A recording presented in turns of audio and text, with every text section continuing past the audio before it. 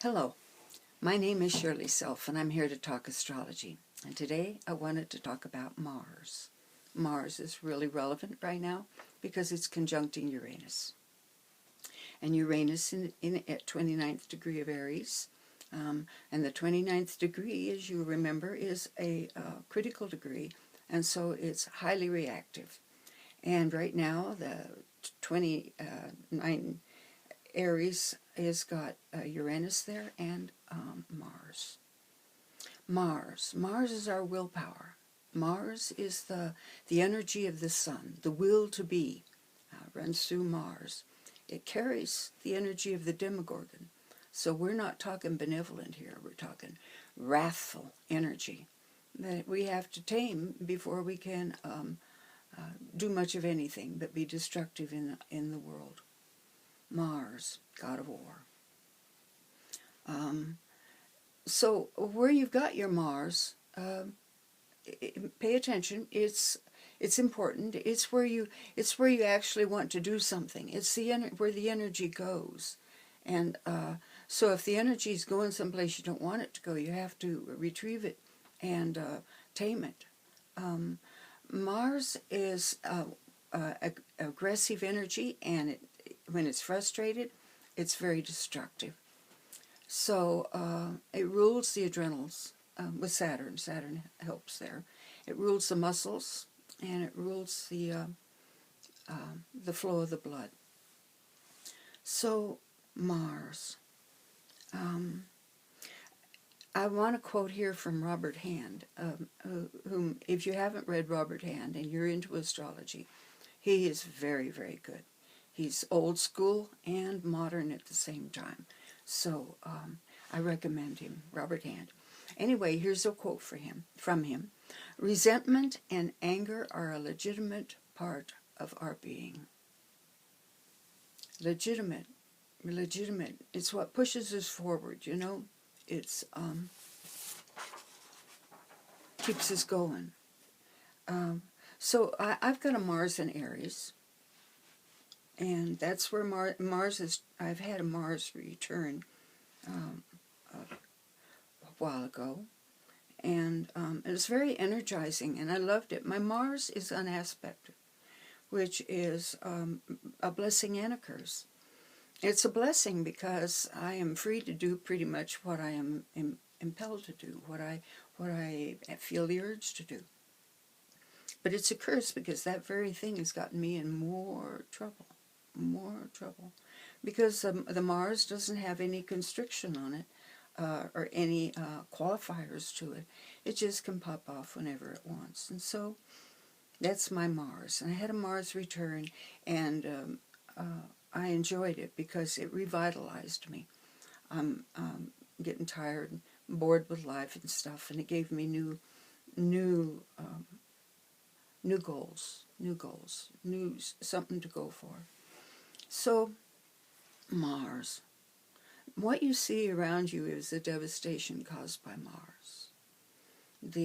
Let's refer here to the birth of the Mayan long count, which was 5,200 and odd years ago. 5,000, yeah.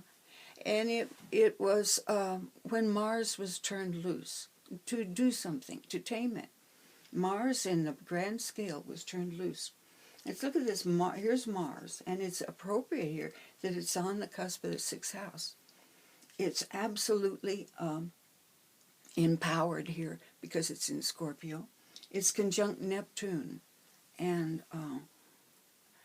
Mars conjunct Neptune is not a happy camper. It's extremely destructive because it has no conscience. And this Neptune is also in Scorpio, so it's Mars ruled. Mars overwhelms whatever compassionate nature is in that connection there. And so there's not much compassion in this beginning of the taming of Mars. Now, if you remember the tarot card, the major arcana of the Sun, it's the one on the weight deck. I like it a lot because it's this little guy, and he is, hooray, he's riding a horse, and the horse has no saddle, no bridle, no control.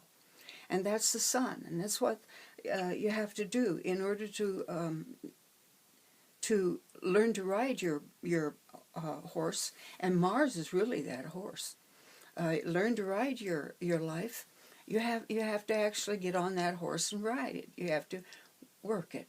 You have to learn how, and you only learn how by doing. And so this became the doing of Mars, which was pretty much the undoing of almost everything. Notice in this chart, here's our Mars, Neptune, our amoral, idiot Mars, square, exactly square, Mercury and Venus in Leo. And since Venus kind of, Mercury and Venus kind of rule the second house, which is ruled by Gemini, of resources, it was the education of Mars was definitely to the sacrifice and devastation of our resources and our natural Venus here, our natural beautiful places. Venus is in Leo there, beauty. So this passionate nature that we've got that keeps us out there and keeps us fighting for our lives, and that's for life itself. This passionate nature is has ambitions to power, ambitions to power, ambitions to rule. This up here in the long count chart, we have Jupiter, and that's the priesthood. It's in Pisces, so it's very powerful. It's in its own sign. Nowadays they say Neptune rules Pisces, but don't forget that the old rulerships are very, very important, and you ignore them to your detriment. So you've got to realize that Capricorn, Saturn, still rules not only Capricorn, but Aquarius. Uranus is just sort of a help there. And the same is true of Pisces. Jupiter is the original ruler of Pisces. And so we've got the priesthood, Jupiter in Pisces.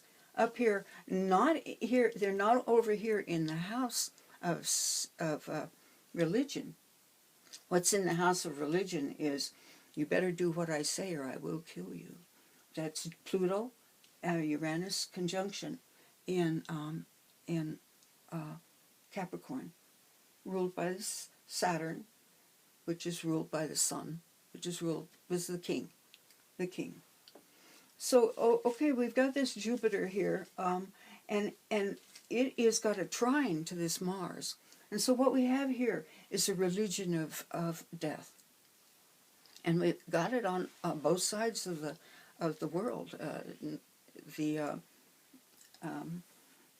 native religions, the organized religions of the people in Central and South America, it was a religion of death. Let me have a sip of water.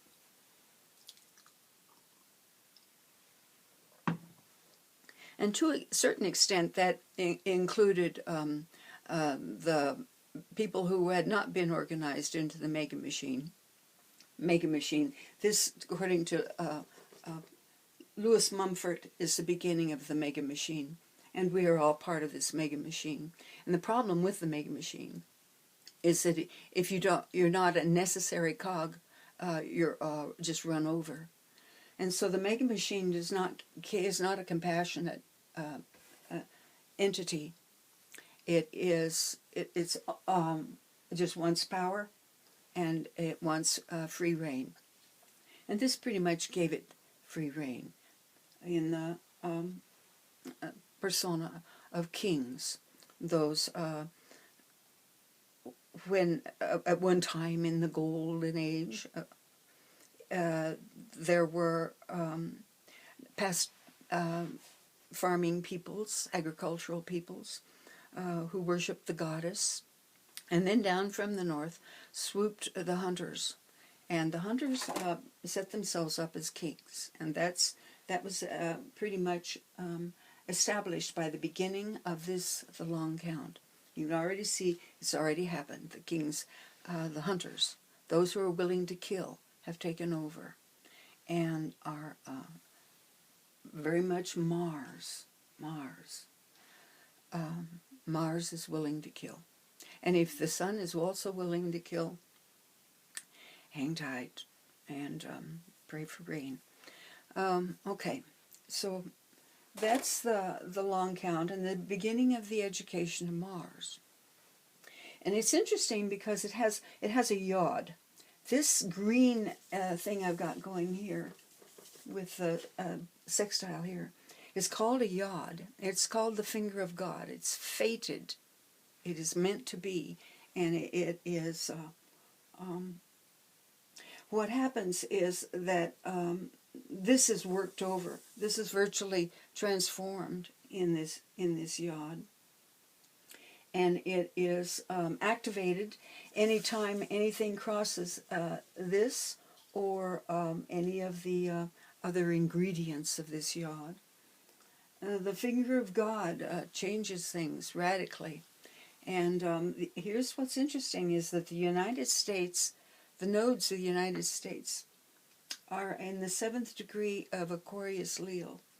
And here's the 7th degree of Leo in the 7th degree of Aquarius. So it's really fitting that the United States would be the power to reckon with, the new Rome in the world, when at the end of this huge cycle here, the education of Mars. And so I have the horoscope of the United States here because we've got a very problematic Mars. But anyway, let's go on to the end of the long count. And here's our potential. And this is pretty nice. Let's look at Mars. Mars.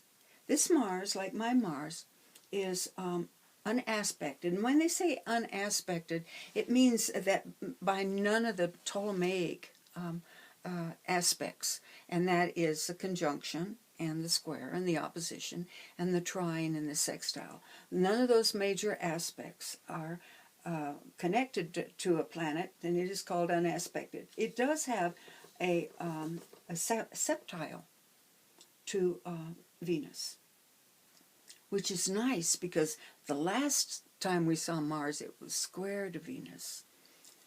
Venus is once again conjunct Mercury here in this the long count ends, and this was the 21st of December in 2012. That magical moment that I have chosen to call the beginning of the age of Aquarius, although these huge cycles are longer than any age. But we'll just say that we're in Aquarius now because it seems so appropriate. So this Mars is unaspected, and it is still incredibly powerful. It's now in Capricorn, and a Capricorn Mars is exalted. That means it's educated. It's very educated. It's ambitious. It knows what it's doing. It's very self-reliant. And so our Mars is now set free to only respond to what it wants to respond to. But this Venus over here in Sagittarius, and that is to honor and to work with the spiritual nature of the natural world, those spiritual forces of the natural world. And I think that's what we'll start to do now, is to start to realize that the natural world is alive. It is also sentient. That means that it is conscious. It may not think like us. We're supposedly the consciousness of the planet and the human race, and but all is consciousness. We're just being able to think. So here at the beginning of the age of Aquarius, it's very interesting. It's the big machine is still very much here, still very much in control. look at this Saturn over here in Scorpio. So here's what's fun here. The Mars and the Saturn are interchangeable. Well, not exactly interchangeable. The Saturn, okay, here's what you've got when you've got a mutual reception, is that the planets do not have to be in a same degree, or even close to the same degree. They just have to be in each other's signs. And when you work with that, you give this Mars a lot of versatility, and you put him right over here in his same degree. But he has to retain his same degree. And when you do this with this Mars, when you move this Mars over into its own, own sign, it is conjunct the North Node. And this is very hopeful. And when you move this Saturn, which is, can you move it into its own sign? It is conjunct Pluto. And that is a deep restructuring of all those basic, foundational, fundamental,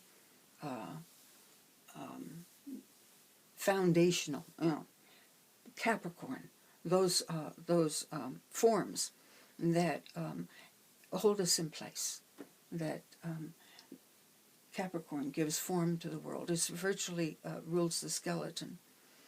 So, and that's very interesting. That's very hopeful to me. There's still a lot of troubles. We've got 2 yods now instead of just one. Where this Saturn here is the end point, the apex of this yod here between Jupiter and the moon. And that is just sort of awakening us. It is an awakening of us to, well, you like Joni Mitchell said, you don't know what you've got till it's gone. And so that's that realization. And Saturn are those people who rule Saturn, who own this basic structure, of whom you and I are simply cogs.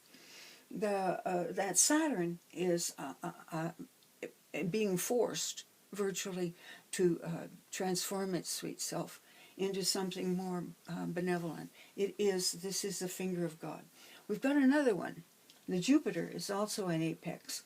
And we've got the Saturn, the Pluto, holy cow. And since these are in kind of a mutual reception here, we've got a tremendous amount of power to transform the way we think. We've got Jupiter up there now in its own house, and that's what has to do with our belief system and religion. And it's at the apex of this yod, and it's time for us to wake up. Simply wake up. We've been sleeping far too long. And we've got now a very educated Mars.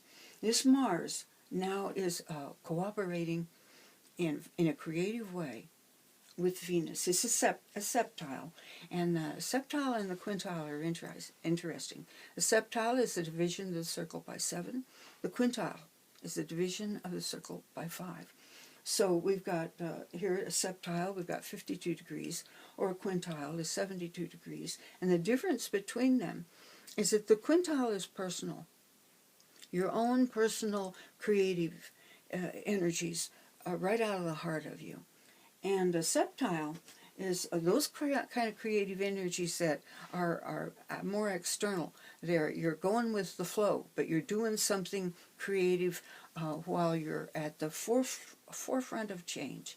That's septile. Number 7 is real interesting. It is virtually you've built a potential. It's like moon phase 7. A moon phase 7 is finished. He's finished one whole quarter. He is a unit of knowledge.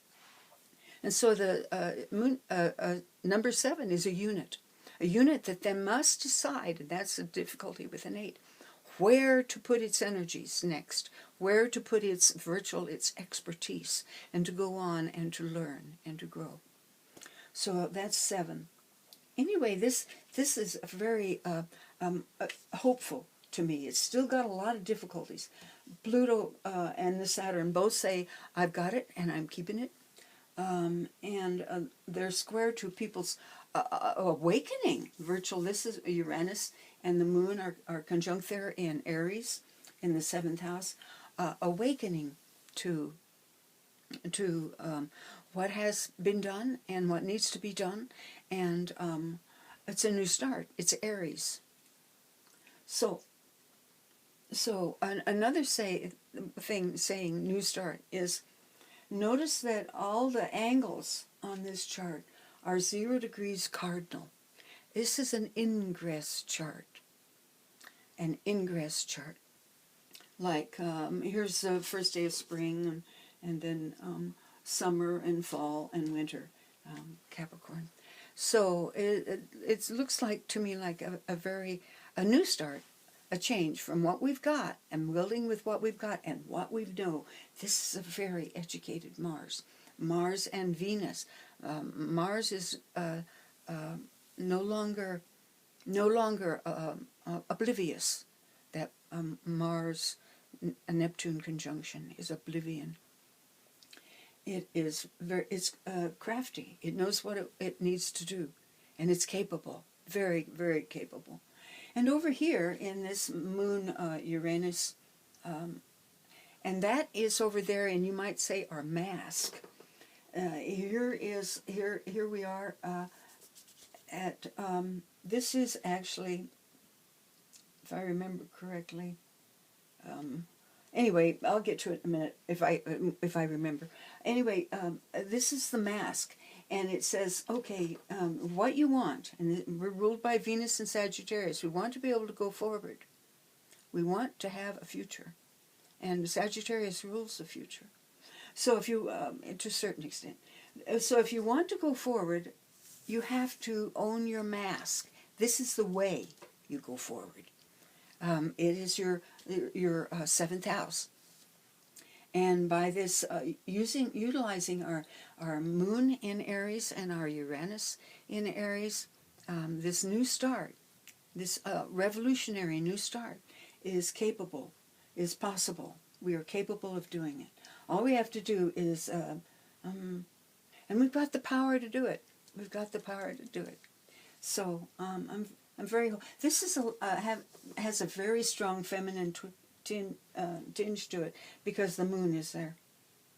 But this is not a feminine moon. This is a martial moon. It's ruled by Mars. So again, Mars is the key to the whole thing. Utilizing our Mars. Let's look at the United States Mars.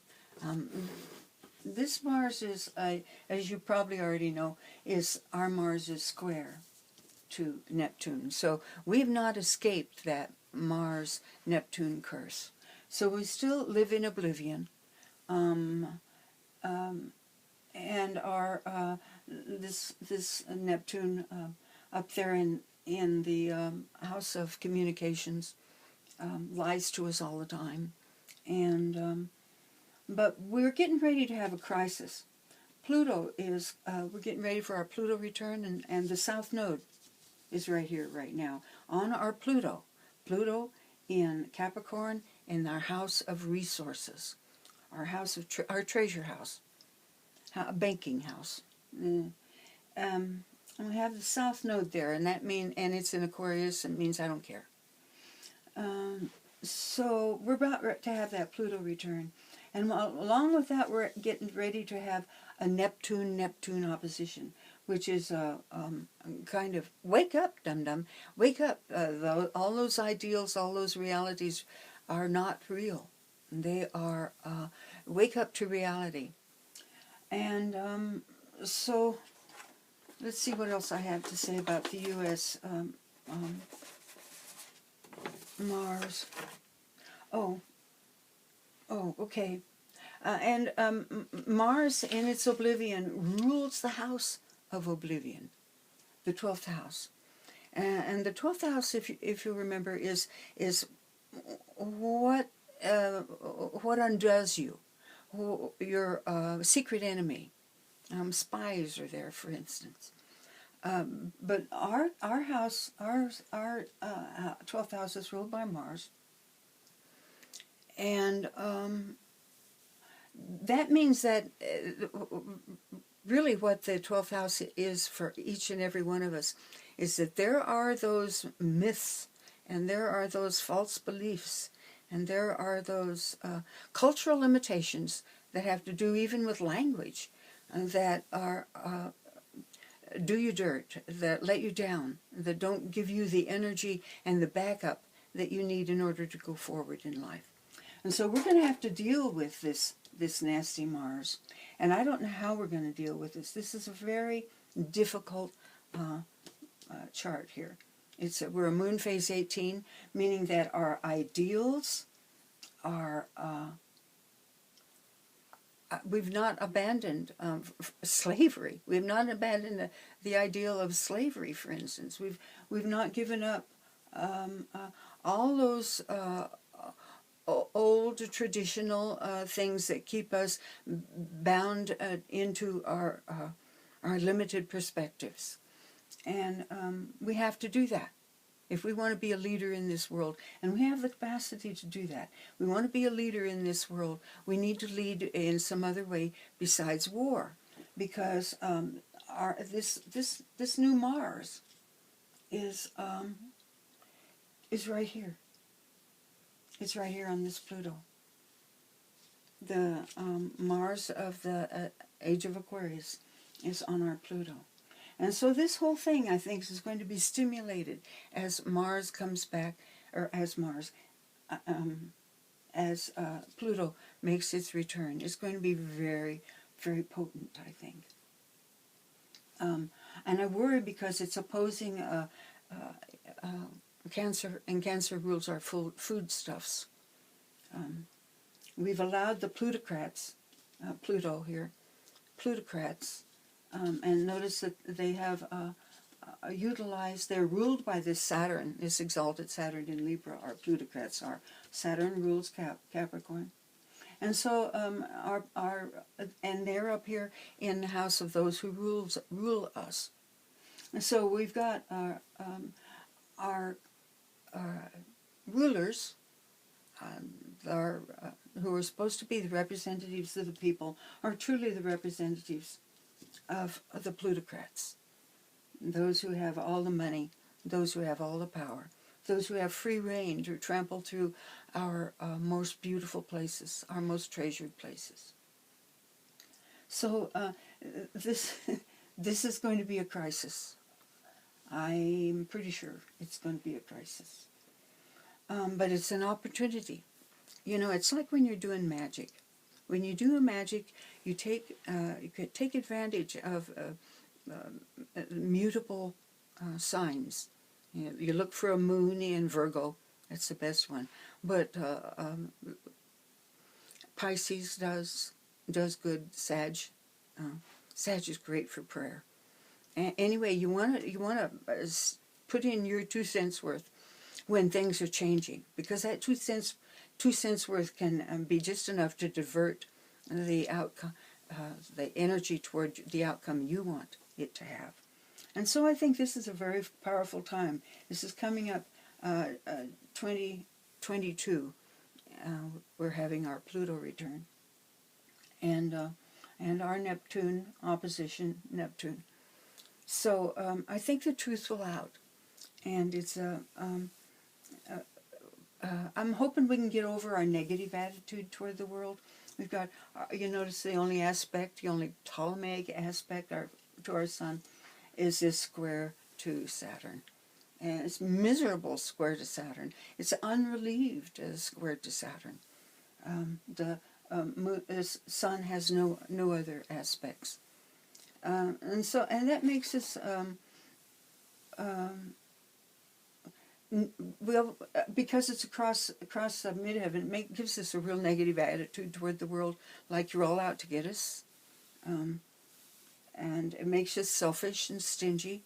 And this in contrast to the Jupiter, Venus, Sun conjunction we've got going up there in our house of our partners, a generosity to the rest of the world is it's in us. And it's interesting right now that the North Node is in Cancer. It's at it's right up here, conjunct our Fortuna.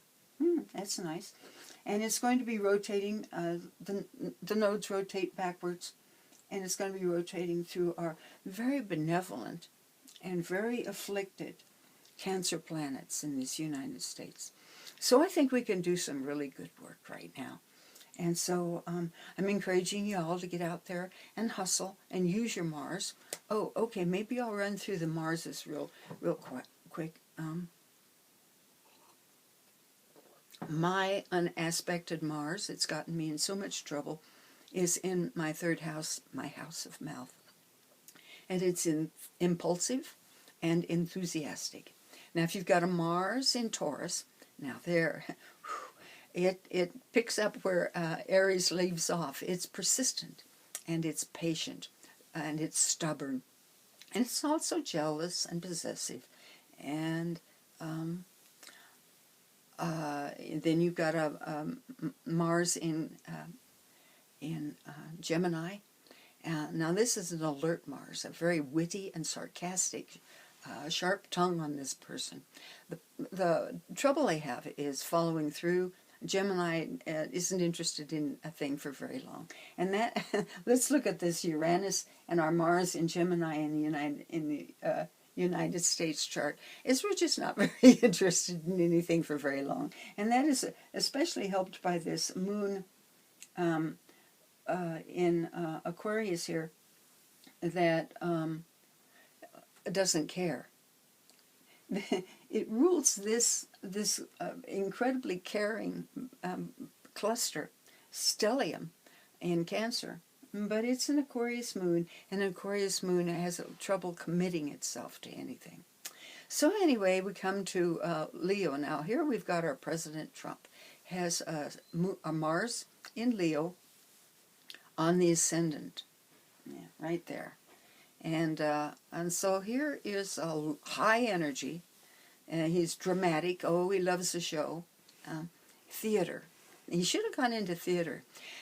He's enthusiastic, and here's a problem with Leo, is he hates to be wrong. He has very fixed opinions. Hates to be wrong. That's Leo. That is that fallacy, or that the failing in Leo is rectified by Virgo, which is the aggressive fuss budget. They're practical. So industrious that they're never wrong. Trust me, they are never wrong. They have a tremendous mastery over detail, but the inconsequentials, they squander their time on details, little details that they seem to be. They have to learn to discern what's important and what's not. That's a problem with a Mars in Virgo. They can be nasty, critical people too. Too much Virgo in any of it tends to be. You tend to turn that Virgo onto other people and say, you're not living up to my expectations. Okay, then a Mars in Libra. Now these people are real argumentative. And they want to have things their own way, and they can be really cranky when they don't get it. They can be lazy. And the Libra, it alternates back and forth often until it finds a happy middle. And so they can be meek, mild, and then they can be pissy and angry. Oh, Mars in Libra is in its detriment. In its detriment. Like Mars in Virgo. I didn't talk about a Mars in Cancer, did I? No, I didn't. How could I have skipped the fall of Mars in Cancer? Now these people are very sensitive, very aggressively emotional, and anyway, you wanted a keyword for Mars, you can just put aggressively in front of it, and you've got it. The digestion will suffer. These people are they're kind of timid, and I guess that's what I mean by aggressively emotional. They're timid. They're just they can't contain. Well, anyway, Mars in Cancer is in its fall, and it's difficult, a very difficult Mars. They feel like they have to take care of other people to their own detriment.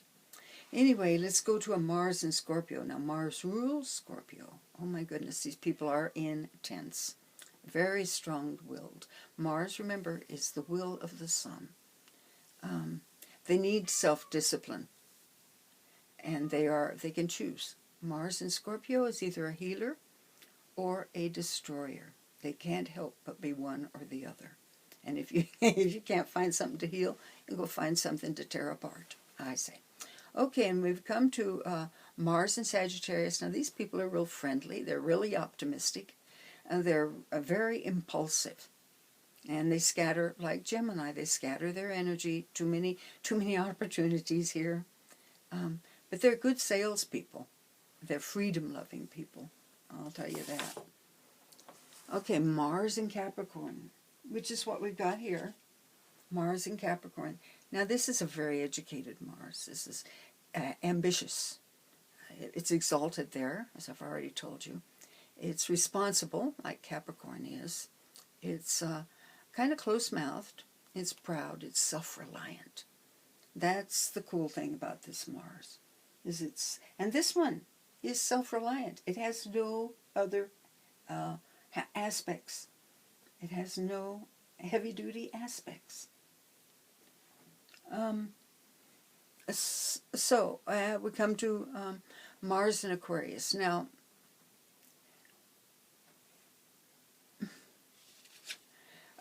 Mars in Aquarius, they're impulsive. They're kind of impulsive like Sag. And they go after intellectual pursuits. I don't have a Mars in Aquarius. I have a dear friend who has a Mars in Aquarius conjunct her sun. And she is a go-getter. I admire that lady so much. And she is enterprising, like a good Mars in Aquarius is. They're very enterprising people. They have, we might say they may have more freedom than a Mars in Scorpio, but they have less caution than a Mars in Scorpio. Now, Mars in Pisces, some say that the drive for power is drowned. I'm not sure that's a bad thing. Mars is the drive for power. I have to admit that. And Mars in Pisces has very little and maybe no drive for power. They can be they're psychic and they're sensitive and they're restless inside there. They may not be showing it, but their tides are running high. So that's Mars. That's the education of Mars, and I think, and that's our power in this education in Mars. We have the power. Pluto is power. It's available to us all. We don't have to give it to the oligarchs. It's available to us all. The ability to own our own property. You know, I was thinking the other day. I was thinking how we yearn for tribe. Sebastian Junger actually wrote a book about that yearning for tribe, and he was Junger was embedded in one of the wars, one of our ongoing wars, and he noticed that when he came back from that war, and the men who came back from that war had lost their tribe, and they mourned their tribe. And I've noticed that my husband is a veteran.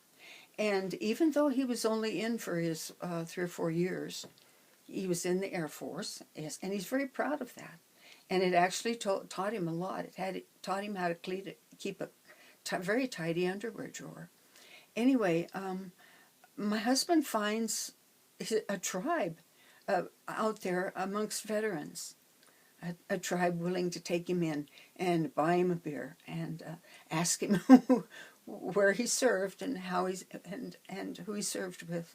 It's beautiful. We all yearn for a tribe, somebody to hold, to have your back, and that's what we don't have.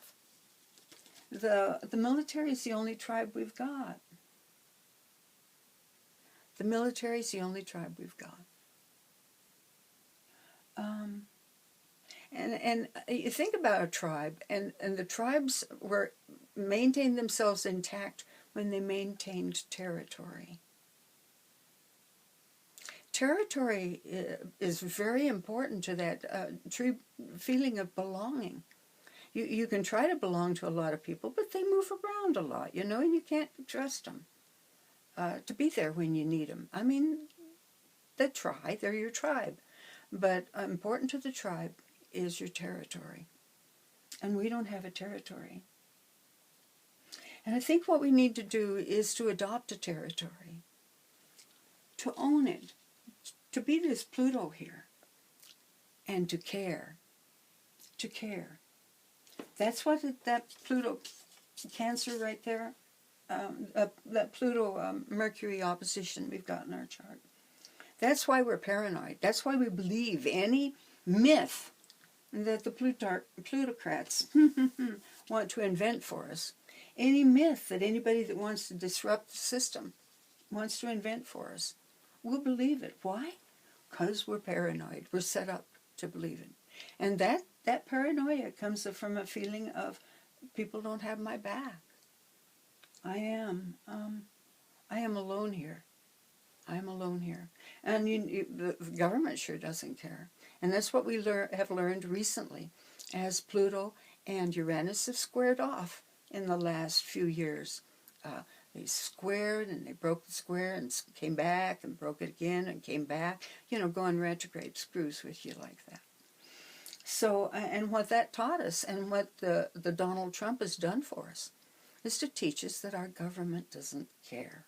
Not about the people. Not about you and I. Not about the cogs. Cogs are replaceable. The machinery is not. But it is. And we're going to do it. Anyway, you know, we have issues of commitment. That's the Uranus on the 7th house cusp. Issues of commitment. Well, you know, that's committing to other nations. But I think that commitment absolutely needs made to the territory that we love. I encourage people to stay put and learn to love something and to take care of it. And anyway, that's my, I hope it's an encouraging message. I'm very encouraged by this chart. And encouraged by the transformation that is happening right down here at the basis of the United States of America. The transformation. We're having a Chiron return. Chiron returns are hard. I'll tell you, Chiron return comes usually just before the Saturn return. Some years, actually. As much as 10 years, probably. And my Chiron return, kicked my ass. And made my Saturn return a lot easier. So I'm expecting our asses to get kicked as Chiron returns. And all I'm suggesting is that Cancer makes a commitment. Let's do that. Anyway, God and Goddess bless you. Bye-bye.